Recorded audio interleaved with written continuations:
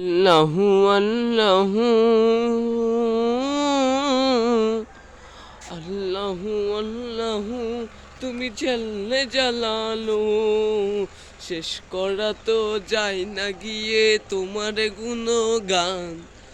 আল্লাহু আল্লাহু তুমি মাটির আদমকে প্রথম সৃষ্টি করিয়া ঘোষণা করিয়া দিলে শ্রেষ্ঠ বলিয়া।